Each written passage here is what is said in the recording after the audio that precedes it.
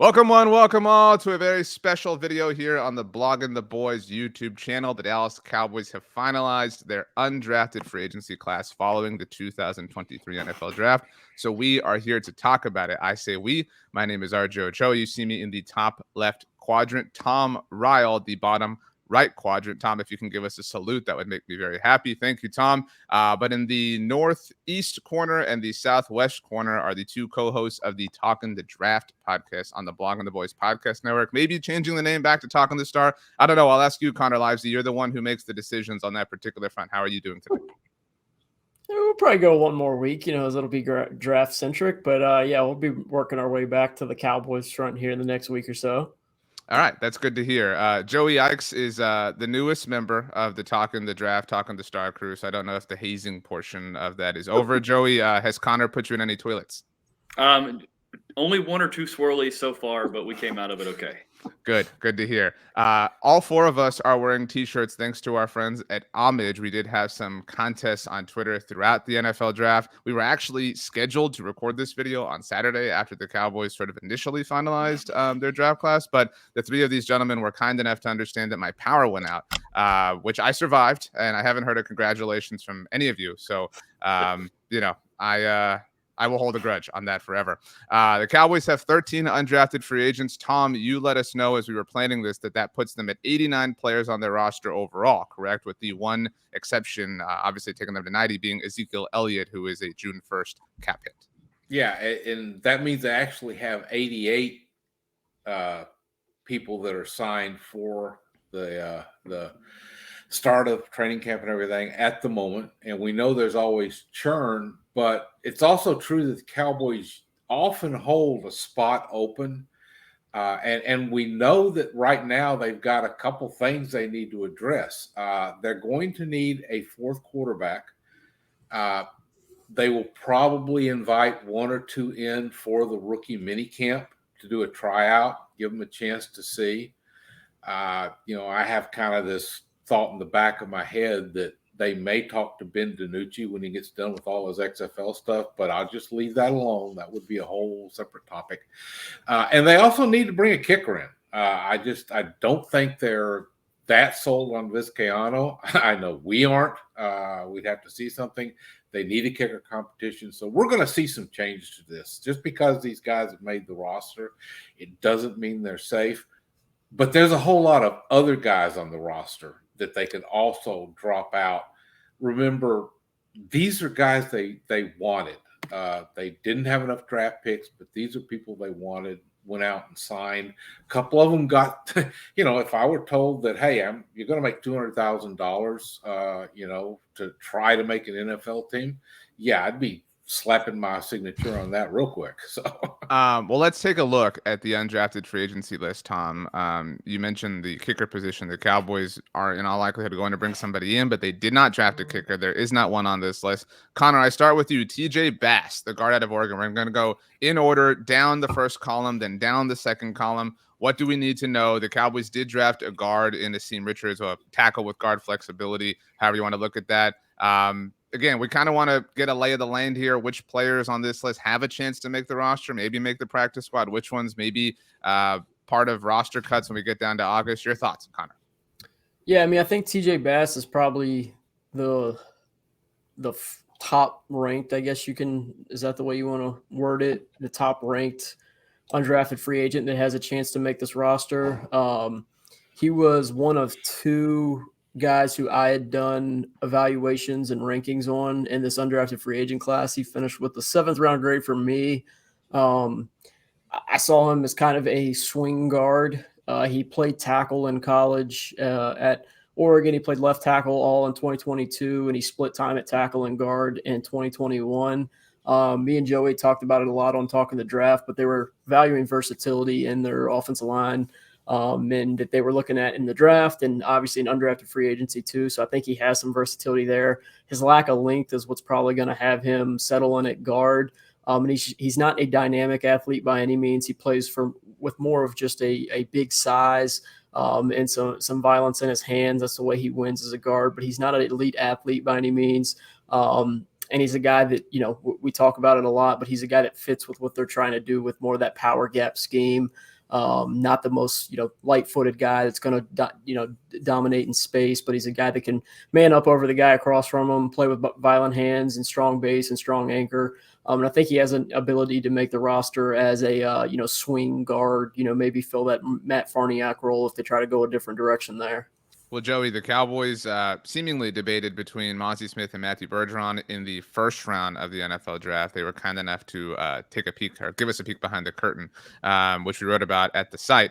But other than that, again, they did draft Asim Richards, but they seem to believe that their guard answer is internal, whether it is Matt Farniok, whether it's Juma Adoga, whether it's Terrence Steele, whether it's Josh Ball. And I guess TJ Bass is a part of that mix, Joey.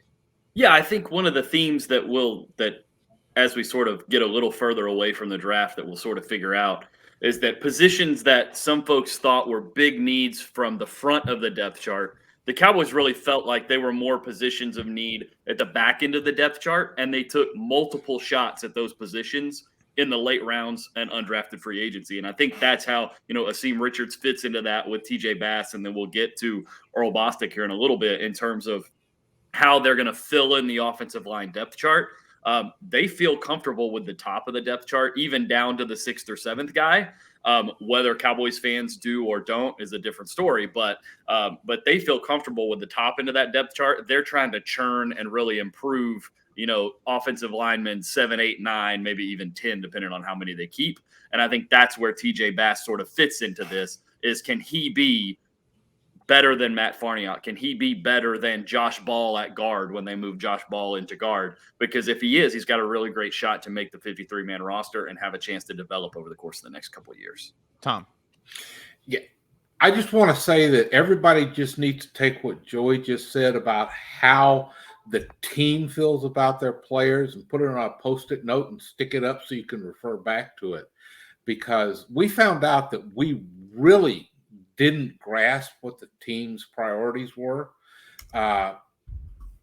Taking Mozzie Smith, a defensive tackle in the first, I have yet to find a single person that saw that coming.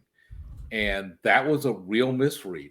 And I think that's what he just said about how they see the situation, particularly on the offensive line, is we really need to readjust our expectations because I thought that was a real high priority too. And I think that's very interesting to see that. And when we get to Bostic, it's very interesting that they put cash up front with him. So they think they got something. I said we would go down the line in order, but I changed my mind because Joey and Tom have both mentioned Earl Bostic. I think we should probably just go positionally. Earl Bostic, Connor, I don't know that the Cowboys have identified their swing tackle. They seem to have like a number of answers. They just don't have the sort of normal conventional answer. And so in that spirit, I don't know that there is a spot on this roster for Earl Bostic. I think we can see that TJ Bass has maybe a shorter path to making it. I don't know if you disagree though. No, I agree. Earl Bostic's probably your more athletic project than TJ Bass is, where I think TJ Bass actually has some ability to make the roster in year one here. But Bostic's a big, long, athletic dude. 6'5", 309 pounds. He's got 34-inch arms. I always love this, but he measured in with 34 1/8-inch arms at the combine and 33 7/8-inch arms at the pro day. So he had a decently different change in his arm length between his combine and his pro day, but good athlete for 505 40-yard dash, 168 10-yard split, 31-inch vertical, and then a 9.3 broad jump. So he's got that high athletic upside, probably fits more as your move blocker more so than a TJ Bass, but has the physical and athletic traits to develop in that area. Kind of view him almost as your Matt will let's go type pick this year, where I know he wasn't a draft pick, but a guy in undrafted free agency where you're kind of betting on those physical and athletic traits to develop. And maybe it's not in year one. I think he's a guy we always talk about, that ghost IR spot. If he gets nicked up in camp, I could see them quickly placing him on IR and trying to redshirt him this first year and then seeing how he develops over the offseason next year. But he's another guy that's played left tackle. He's played right tackle in college, so he's got that versatility. And actually has some tight end background as well. He started his college career at tight end, so he's got some experience there. Obviously, he's not going to play tight end in the NFL, but kind of speaks to the athletic profile that he possesses there. Who was the Clemson tackle that the Cowboys signed in? Was it Mitch Hyatt? Was that the name? Yes. Yeah, that's, another path. I mean, I know we all kind of fell in love with that in the pedigree, and it didn't exactly work out or translate into anything. Joey, let's kind of move things along here because, all due respect, I mean, I think we're talking about maybe 2 roster spots taken up by players on this list, although the Cowboys are the team that certainly loves their UDFAs. Connor segued us nicely to the tight end position. Let's talk about Princeton Fant out of Tennessee. Again, in an overall sense, the Cowboys did draft Luke Schoonmaker, so kind of hard to make it. Maybe Princeton has a chance if the Cowboys move on from Sean McEwen, although that does feel a little bit unlikely. Yeah, it's one of those things that he's part of a super productive passing offense in college, so he's used to being a receiving option in the open field, all those sorts of things. So when you can bring a guy like that in, especially in priority free agency, basically free, right? He doesn't have a 40 time, didn't participate in the 40, but 6'1", 243. Like, it's not hard to see why he didn't get drafted as a 6'1" tight end. But when you think about sort of the move tight end, they've done this thing where they've moved tight ends to more fullback related roles and things like that. That 6'1", 240 role, and we'll probably talk about another fullback here in a little bit that has a lot of folks excited. But I don't necessarily know if Princeton's role will be as a true traditional tight end, because like you said, that depth chart is very crowded at this point. But maybe there's an opportunity for him as a fullback, especially if they consider this other guy that we'll talk about in a minute more of a true one-back runner like he was at North Dakota State. Yeah, Tom, the Cowboys did hold on to an undrafted free agent tight end last year in Peyton Hendershot. But again, Cowboys kind of have a tight when it comes to tight ends. They want their tight ends to be a part of the run game. Kind of difficult to see Princeton latching on if that's not something that's a part of his area of expertise. Yeah, and that's why I'm with Joey. I think the other guy we're going to talk about in a minute is a player that they're really looking to help out in some of those roles as this sort of a hybrid H-back, backup running back, even be active in the passing game. So, yeah, I kind of Fant strikes me as one of those guys that, okay, that we'll look at him for the practice squad when camp is done, but I don't think they got great high hopes for him. I don't know if this is what you guys are dancing around, but Connor, why don't you tell us about the newest fullback on the Dallas Cowboys? I think we all think that this is maybe the most likely roster spot if we have to bet on one to make it. I don't know. I mean, I'm curious for how you feel, Connor.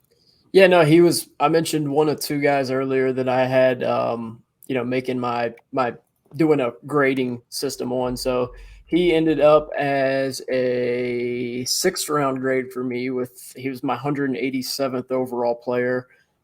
He played a lot of running back at North Dakota State, so he's kind of not your traditional fullback. He ran the ball like a true running back a lot of the times. He had 9 touchdowns in 2022. He averaged 6.3 yards per carry. So I think a lot of people, he's got that. He's a fullback, so he's a blocker. And while he kind of projects in that role in the NFL, he's actually a quality runner too.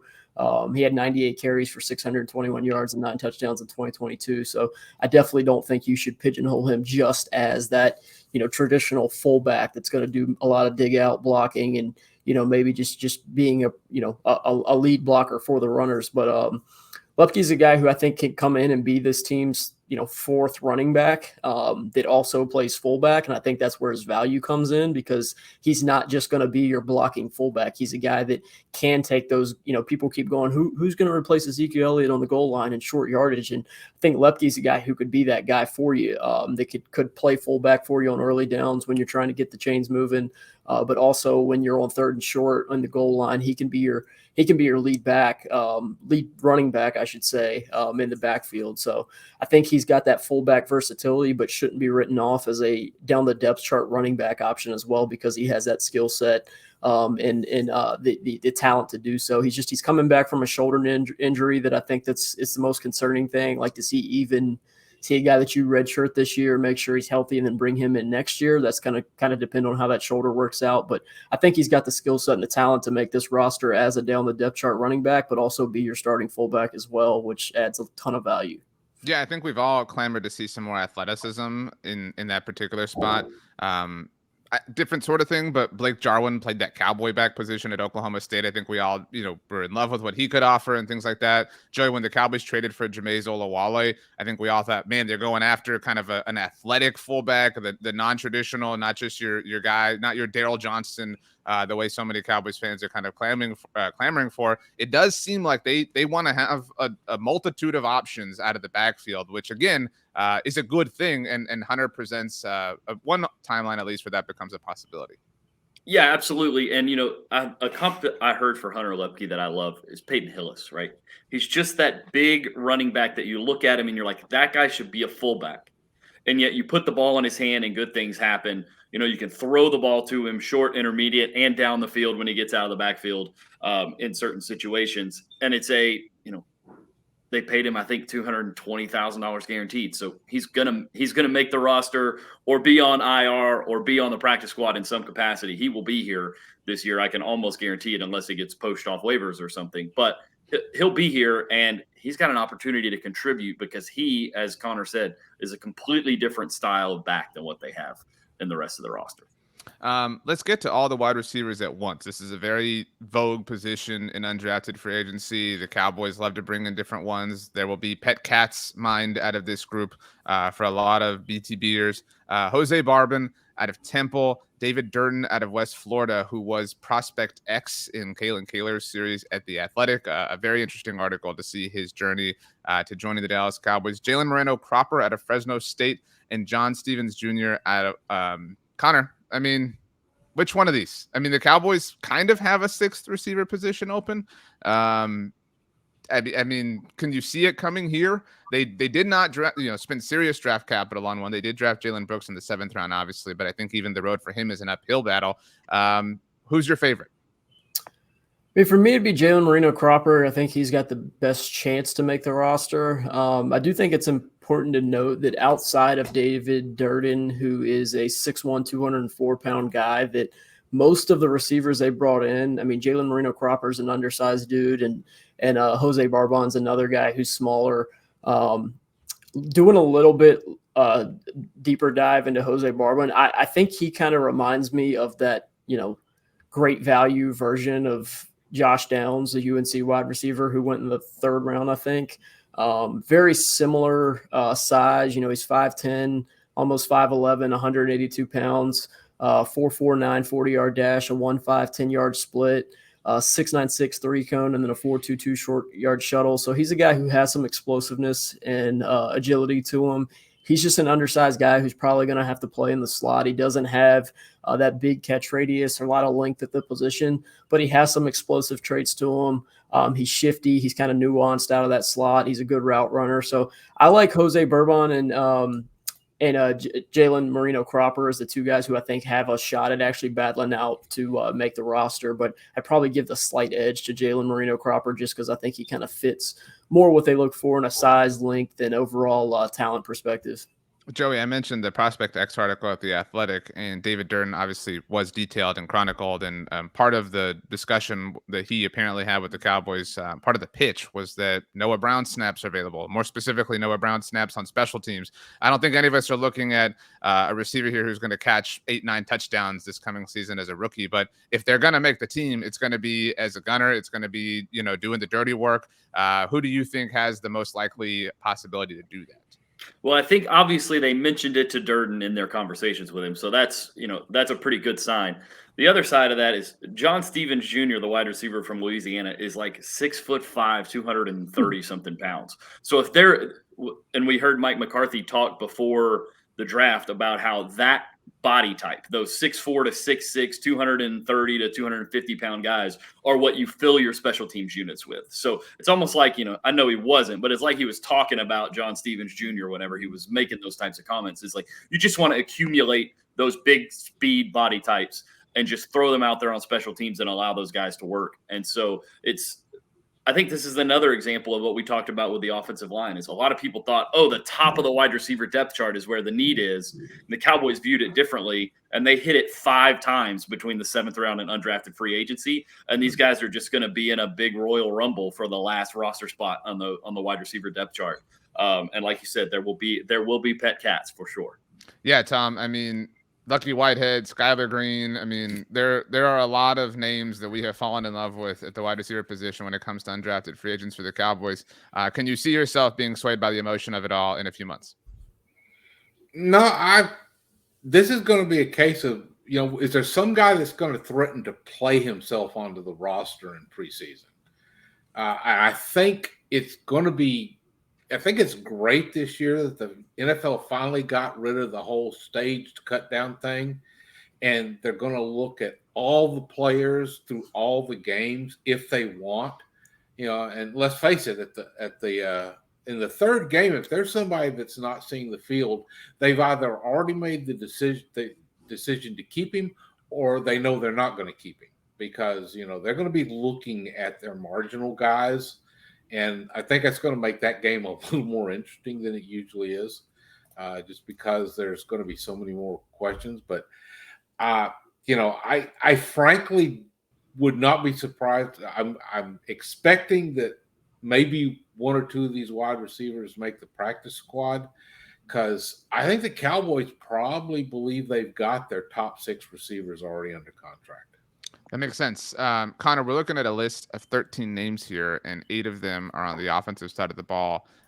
Defense kind of carries the Cowboys these days, and so there are much fewer roster spots available, if any, obviously. So as we move over there, let's kind of go front to back.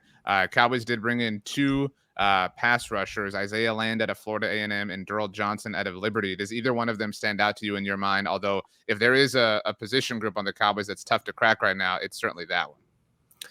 Yeah, it is. And that's, I was kind of surprised about the Cowboys' 4th round pick this year, because it seems like a position that it's tough to find a roster spot for. So I was surprised they went there. But I actually like all the edge rushers they brought in. Tyrus Wheat's a guy who's listed as a linebacker. He's, an outside linebacker, going to play edge. Isaiah Land's a guy out of Florida A&M that, had a really good week at the Senior Bowl. Didn't quite have him as a guy who would get drafted, but I thought he fits the perfect priority free agent guy. He's not the superb athlete you're looking for at that position, but he's a high effort guy, plays with good hand technique. And then Darrell Johnson out of Liberty, he's a extremely productive dude out of a small school who's got some traits to him as well. So I like all 3 of the guys they brought in, because I think they all have redeeming qualities about them. They're not the athletic freaks that I think we're used to seeing at that edge rusher position, which is one of the reasons I think, they're undrafted guys. But I think all those guys have the ability to maybe, stick onto a practice squad, stick around for a couple of years. I see a lot of like Bradley and I with some of these guys where it's like they got tools, they got traits, but they just can't figure out a way to get on that roster at the back end of the roster. And it's a loaded group. You mentioned it. And it's just, that's one of the reasons why I said that 4th round pick kind of shocked me. I thought edge was a position they might've been good at, but you're always looking to add talent. So we'll see what they do. But I like all 3 of the names they brought in here. It's tough to see where they can make a roster spot, but would be nice to see a couple of those guys stick around on the practice squad or on the IR list, and then next year maybe have a chance to work their way into the rotation. Joey, if you had to pick and this is an uncomfortable question, but if you had to pick a position group where nobody's going to make the roster, make the practice squad out of the names that we're looking at, this feels like a candidate to be that. Yeah, I think you're definitely right. Just in that one of the side effects of you can never have enough pass rushers is that in real life, your roster can only carry a certain number of pass rushers. So if you keep adding these guys, eventually you're going to add guys that you like that you really and truly are not going to have room for on your roster once September comes around. And it's almost unfortunate because Isaiah Land's a really fun player. Like Dane Brugler had him draftable in like the 5th or 6th round. Like he's a 6'3", 240-pound edge rusher who had 28.5 sacks in his career at Florida A&M. Like he's a super productive. I think he ran 4.6 or something like that. So super productive, athletic defensive end who may not even have a chance to make the team once things kind of cut down. Unless, they're thinking about moving some of these other guys around into different spots and they want to create an additional defensive end roster spot, which considering how many guys they're already carrying there, that's a tough thing to see. Yeah, Tom, we're a long ways away from Jeremy Mincey kind of being the star pass rusher of the Dallas Cowboys, which is certainly nice to see. Yeah. And I think we have to remember they've got to sign guys for camp. They had as I said, they now are up to 88 on the roster, which is probably they're going to be comfortable with that until they get closer to camp, although they may sign a couple people here shortly. So if you're going to have to fill out a 90-man roster, don't you want to fill it with guys that at least have a chance to come in? So, to me, this is a positive that they may have a few guys here that are going to be pushing some of the people at the bottom of what would become the 53-man roster a little bit. And, to me, this is the prime hunting ground for stocking your practice squad, your kind of ready reserve, the guy you can pull up for a couple of weeks at a moment's notice and have him play for you, or at least go out there and stand on the sidelines as a backup. So I kind of look at it the other way. Great. Let's get guys that are not just camp fodder. Let's get people that are going to at least go out there and make the competition interesting. And I like hearing that there are a lot of guys that could make it interesting, that these are not just, automatic, okay, well, thank you for coming and spending the summer with us. Bye. I mentioned Jeremy Mincy, but while you all were talking, George Selby's name came to mind. Selby's I forgot the name that came to my mind about too. George Selby as well. Connor, tell us about the Cowboys' final two members of their undrafted free agency class, both corners, Miles Brooks and D'Angelo Mendel. Yeah, a bit surprised. I mean, I say surprising. It's undrafted free agency, so I shouldn't get too, caught up on it here. But both of the guys are, 6 foot 6'1". Mandel is 189. Brooks is 201, but both of them not the length players that normally Dan Quinn likes to go over. Mandel has 30-inch arms, and Miles Brooks has 30 3/4-inch arms, so a little lacking in the length category, which we've seen Dan Quinn value that length quite a bit. But Brooks is kind of your perimeter outside cornerback. He had good ball skills, good ball production at Louisiana Tech. Not a great athlete, kind of the bigger, not long, but a bigger, more physical boundary corner that's probably going to excel in man coverage schemes. And then Mandel's got a guy who can float around a little bit, play some of that inside-out versatility. Like I said, neither guy has great length, which I think is a bit surprising. Neither guy's a great athlete, which I think is a bit surprising because we've seen Dan Quinn kind of target the big, long, and athletic corners, and both of these guys are pretty average athletes with average length. But both of them have some things you like about them. Like I said, Brooks has got a lot of ball production and ball skills on his slate. So I think he's got, some redeeming qualities about him.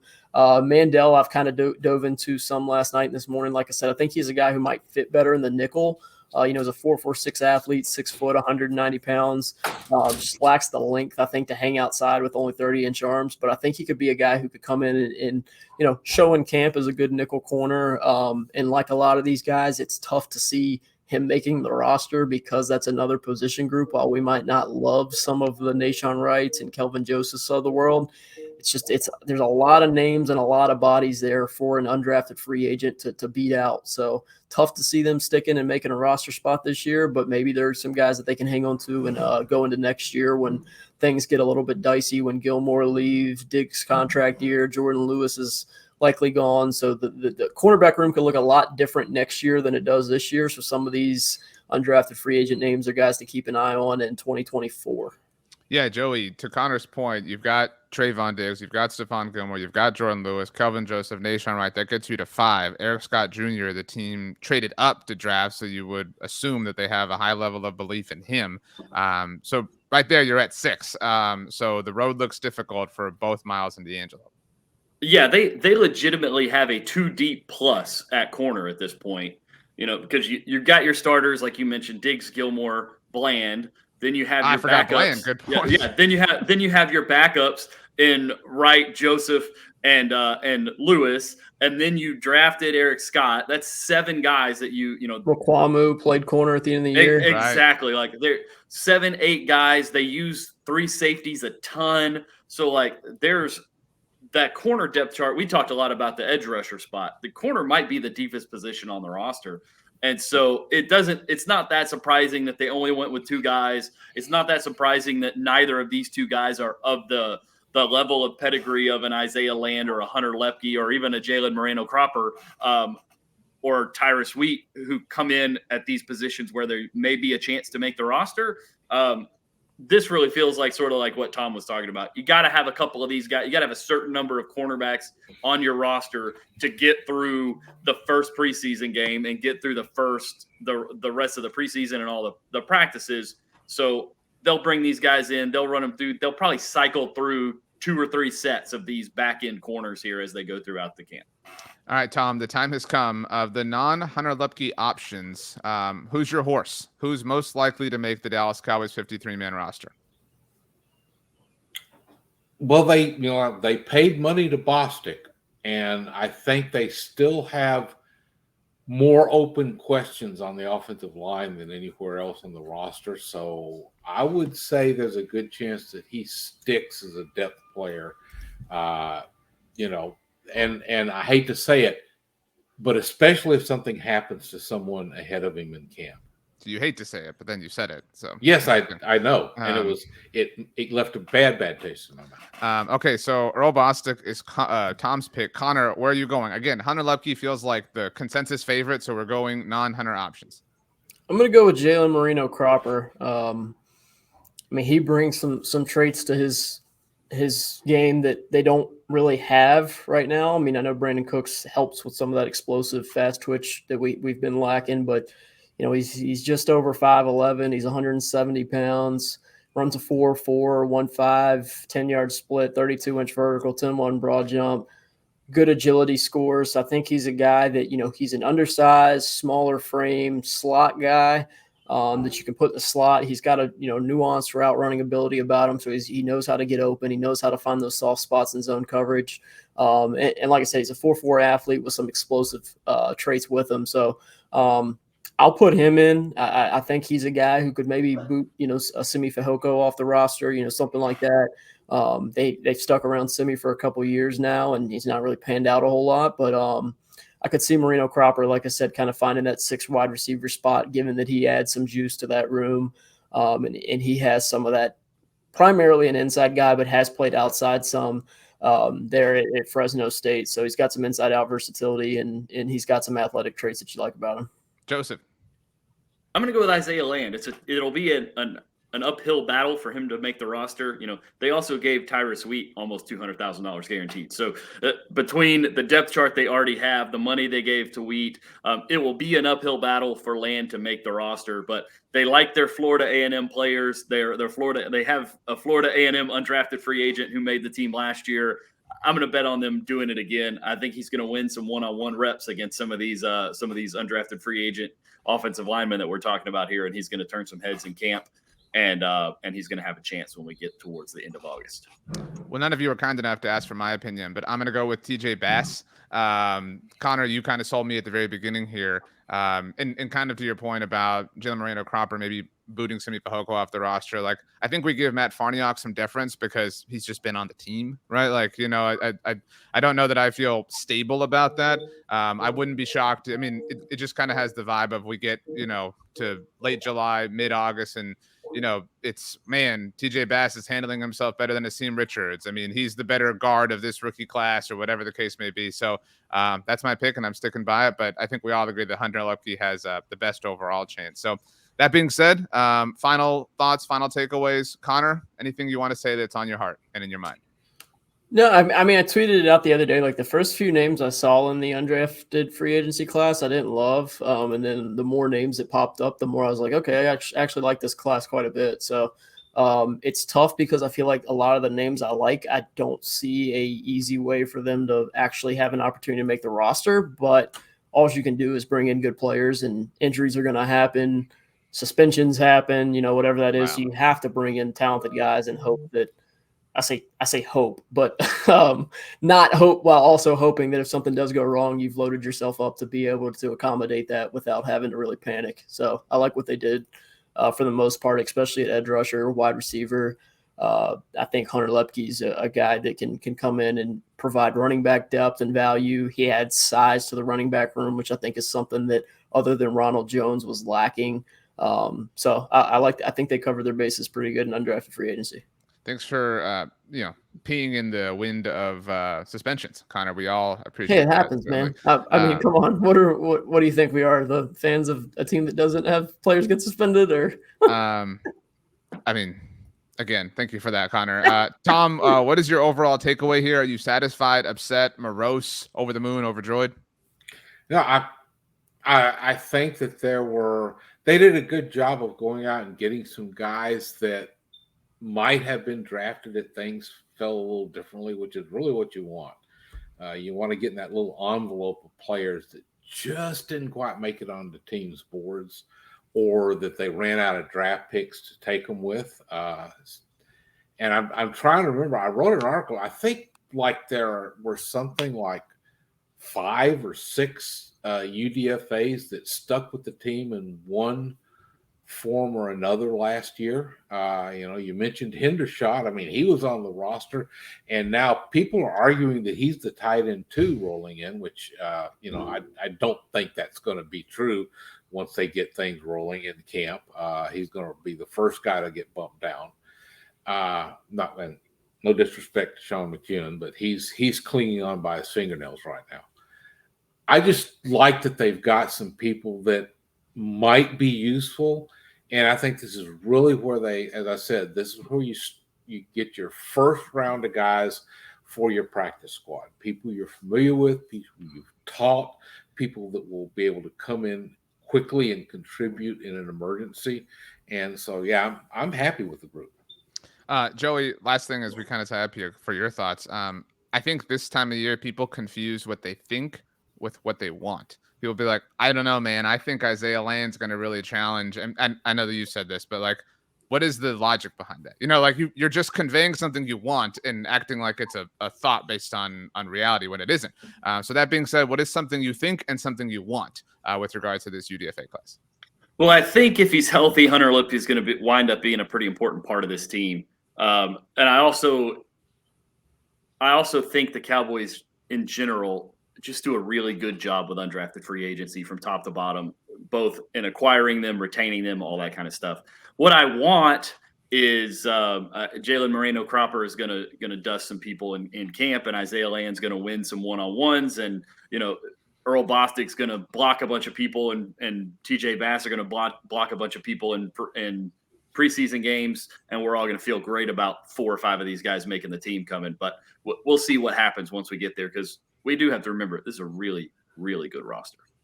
Okay, well, let's go ahead and get out of here. Connor, as we leave, I would like you to tell us a fun fact about life, the universe, food, culture, geography, whatever you want. It's up to you. Jesus. My fun fact is that the Cowboys' worst decision on draft weekend was not bringing in Ivan Pace Jr. as their undrafted free agent class. Thank you, Connor, for keeping it positive. I know that's not what you wanted, but